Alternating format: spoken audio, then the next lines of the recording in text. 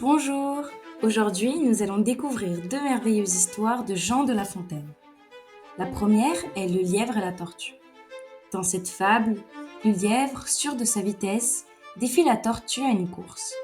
En raison de sa vanité, le lièvre se relâche et finit par perdre, tandis que la tortue, avec sa persévérance, arrive en premier. Cette histoire nous enseigne l'importance de l'effort et de la persévérance. Le lièvre et la tortue. Rien ne sert de courir, il faut partir à point. Le lièvre et la tortue en sont un témoignage. Gageons, dit celle-ci, que vous n'atteindriez point, sitôt que moi ce but. Sitôt, êtes-vous sage?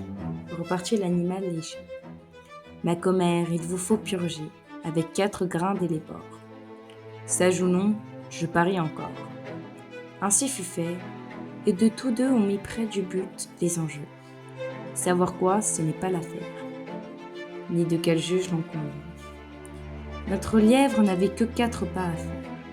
J'entends de ce qu'il fait lorsque près d'être atteint, il s'éloigne des chiens, les renvoie aux calendes et leur fait arpenter les landes.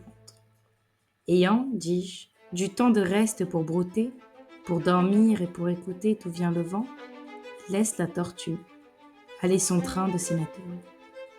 Elle part, elle s'évertue. Elle se hâte avec lenteur. Lui, cependant, méprise une telle victoire, tient la gageure à peu de gloire, croit qu'il y va de son honneur de partir tard. Il broute, il se repose, il s'amuse à toute autre chose qu'à la gageure.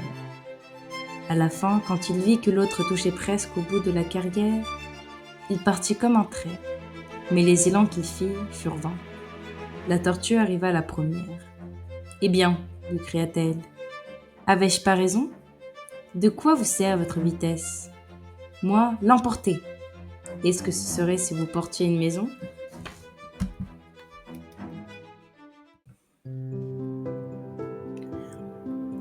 L'histoire suivante est celle de la cigale et la fourmi.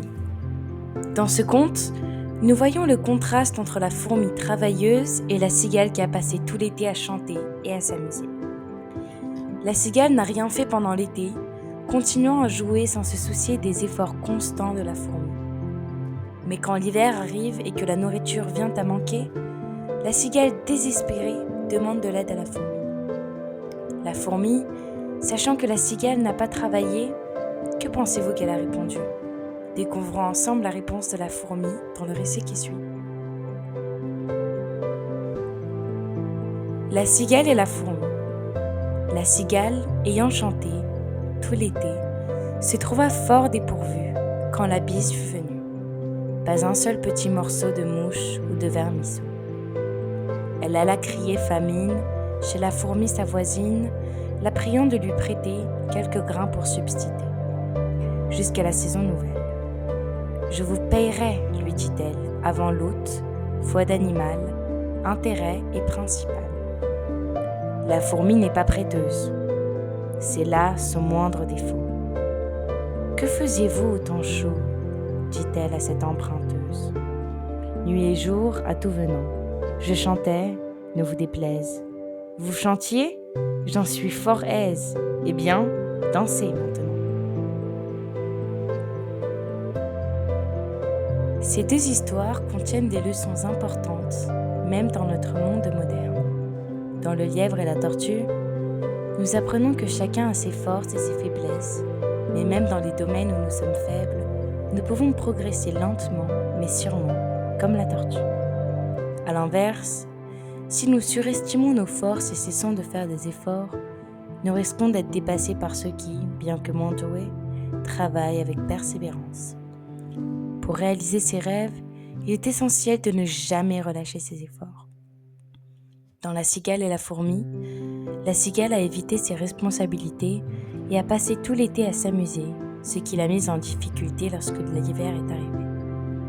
Elle a prétendu avoir chanté pour divertir les autres, mais en réalité, elle fuyait simplement ses obligations pour se réfugier dans le plaisir. En fuyant ses responsabilités, elle a aussi gaspillé son temps. Plus elle fuyait, plus la situation empirait, et finalement, elle s'est retrouvée dans une situation irréversible.